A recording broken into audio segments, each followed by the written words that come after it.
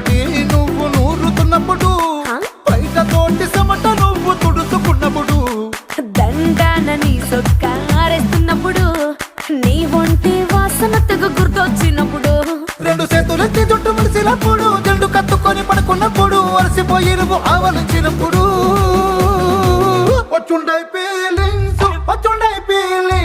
వచ్చి వచ్చి చంపేస్తుండే.